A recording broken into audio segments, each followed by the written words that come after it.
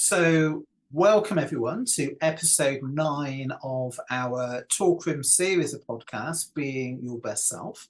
I'd like to just start by introducing my co-presenter, Wendy Castelino.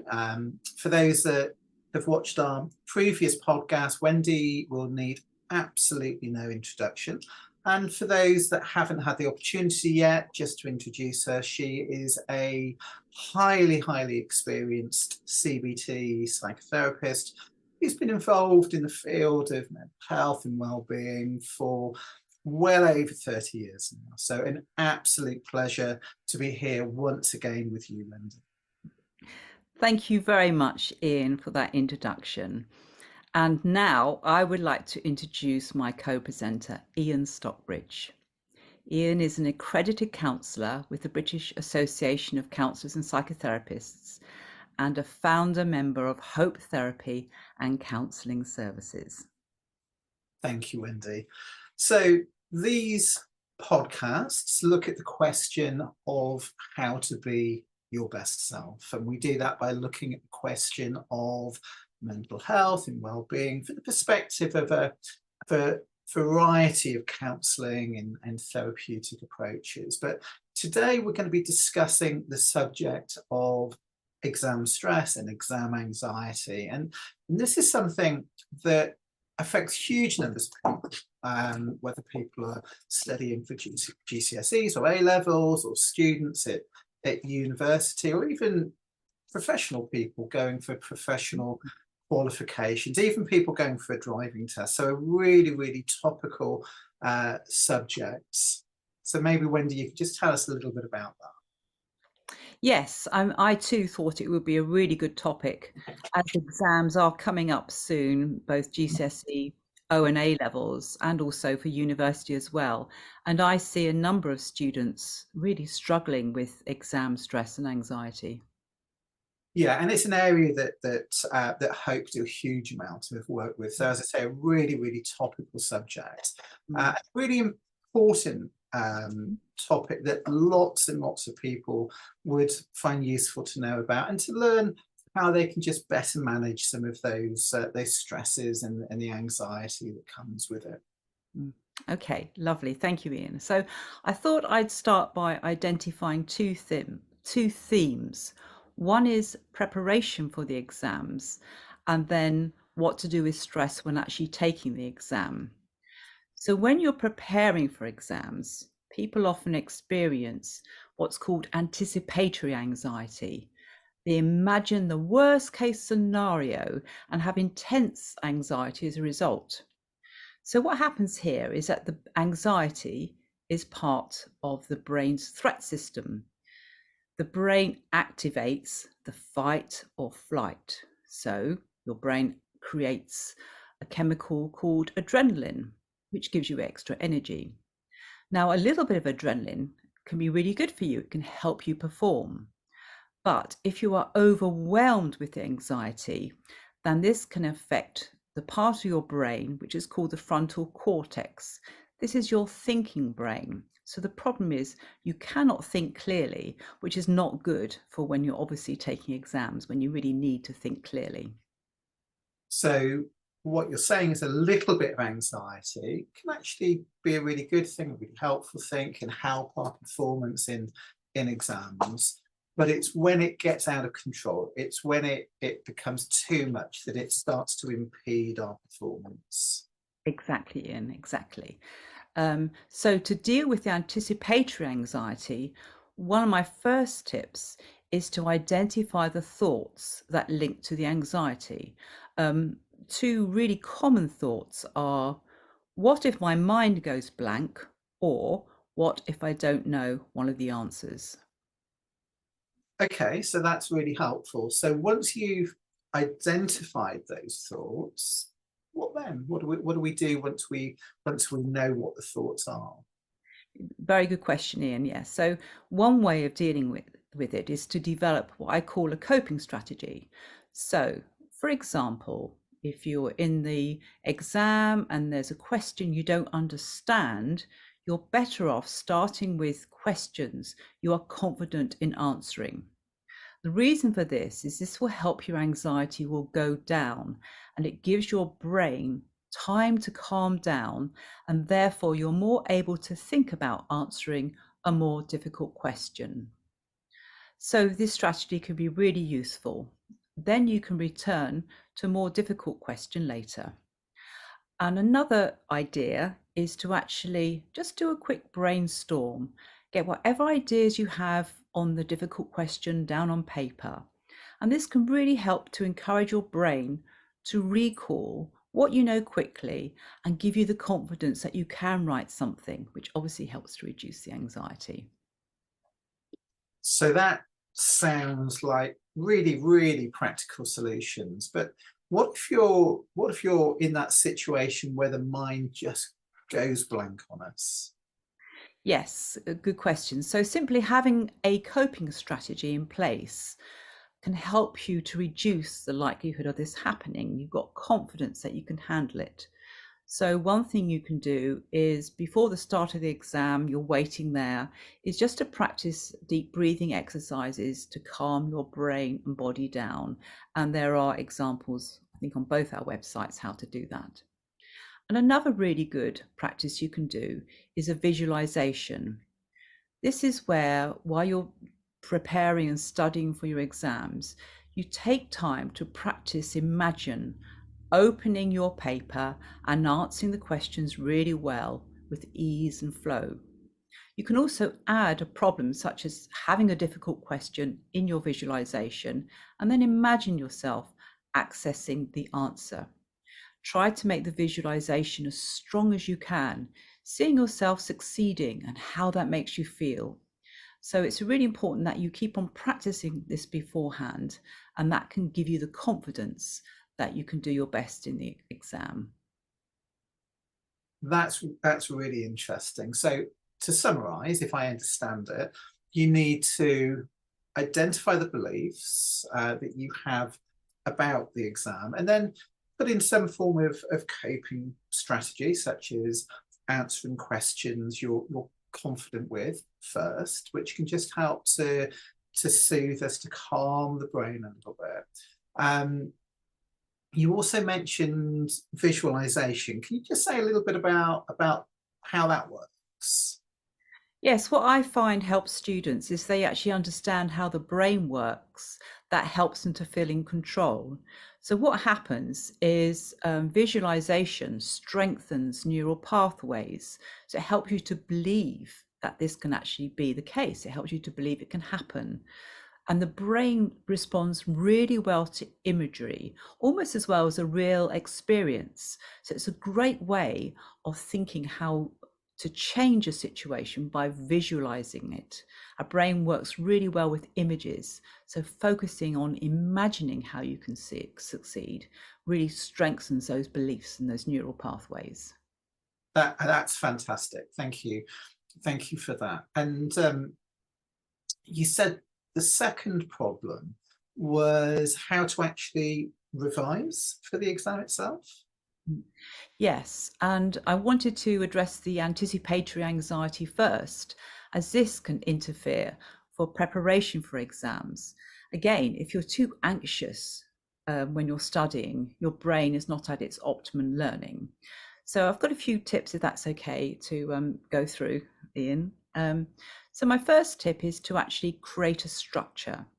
Work out when your exams are so you prioritize when to study for them. With GCSE O levels, there's a lot of exams. So this can make a really big difference to study first for the earlier ones, and then write out a timetable of what you're going to study and when. This sounds really obvious, but I've had many conversations with students who don't do this. And then my next tip is to work out how you best learn. There are three learning styles. One is audio, which is listening. One is visual, and the other one is called kinesthetic, which is doing things in a practical way. And sometimes we're a combination of all three. So if you can work this out, then you can enhance your learning. So if you're audio, obviously you can listen to audio recordings.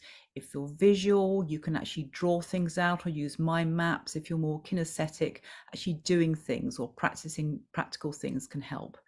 And another tip is actually talking to a lot of students, and what they find helpful is actually practicing exam techniques on past papers. You should be able to get these from your teachers, or there's certain websites where you can access them. And you can get ones with model answers as well. So you can compare your answer to the model answer. And some of them have different levels of answering. Sometimes have them a basic answer, a good answer, and an excellent answer. And so that can really help you to be clear about, what level you're at as well. And the good thing about this is that you're practicing reading a question and answer it. So you get really good clarification as to what makes a good answer. And then my next tip is to access support. I notice a lot of students are very reluctant to go and ask teachers for help in areas that they're struggling with. And the reasons for this is they say they often feel too embarrassed. They think they should know it already, or they don't want to stand out or admit that they don't understand it. So they carry on struggling in silence. So what I encourage them to do is to remind them that it's in the teacher's interests for their students to do well. Most teachers are measured on performance, so they're really happy, they're employed to help, and actually asking clarifying questions is a really good way of learning, actively learning to find the answer. And make sure you seek support on topics you find difficult. It's okay not to understand it the first time round. You might need a little bit more explanation, a more simple answer. Make sure you address these areas. Don't avoid them, because actually knowing them and addressing them can give you confidence in actually answering them. What I notice is the problems is that most students struggle when they're not clear. They're either confused by the subject, so by looking at model answers, or by asking questions. This helps to clarify what you're confused about. And when you've got clarity, again, this helps the confidence, and then the anxiety reduces. Another tip is just to see if there are alternative methods of support. This might be a supportive parent or friend willing to test you on your knowledge, or maybe another student who's very good at a particular subject. Most students, again, aren't very good at asking for help, but a lot of people are really happy to help and they want to see them do well. And then another idea is to find extra study resources. There's so many of these around now on the internet. And what I probably recommend is actually access your learning centre to find out the ones that follow the right curriculum, so you're actually following the right information. But there's nothing like, if getting stuck or confused in a subject, see whether there's an explanation on YouTube or an audio that again helps to explain it in a very clear and simple way. And sometimes just understanding how we learn is also important. Sometimes we have to go through things several times before it stays in our brain. And just getting used to having a simple, basic explanation can really help. Often in lessons now, there isn't time to go through the curriculum in great detail. So sometimes the teacher will only go through once, and it's being kind to yourself and realizing, okay, I do need to go through things several times before it actually kind of solidifies in your brain. And the last point really is a very simple thing, but it's really important, is to make sure that you have regular breaks when you're studying and revising. Exercising or going just for a simple walk outside is a really good way just to relax and sort of relax your body and your brain. And obviously make sure you get plenty of sleep. So they're my top tips. Such a good summary, Wendy. Thank you, and some really useful strategies in there. So creating a structure for learning, practice answering questions using past papers, accessing support when you're confused about certain topics and fully accessing online resources as well, in order to make sure that we're enhancing our learning. That's really, really helpful, Wendy. Thank you so much. So if people are interested in finding out more about exam stress, or just working with someone regarding that, how would people go about that? What would people need to do? Okay, yes, certainly, Ian. So I've done a free ebook which just goes into a little bit more detail, and that's available to download on my website, wendyc.team. And there's loads of other resources there that people will find useful, particularly relaxation techniques. And what about you, Ian? What resources do you have? Yeah, so we work with students, both people going for GCSEs, A levels, university degrees, but also professional people as well. We've got a section on our website, www.hopefulminds.co.uk, services, student-counselling. We've also got a resource section that has loads and loads of resources that people can take a look at, all of which are completely free of charge. So we'll drop the details of all of that into the comments as well, so people can access that later if they want. But the Hope Therapy and Counselling team, we have a really diverse level of experience, offering a variety of different therapeutic approaches in various places throughout the south of England, or we work regularly with people throughout the country if we're working online with people. And this is the type of work that's quite easy to do online.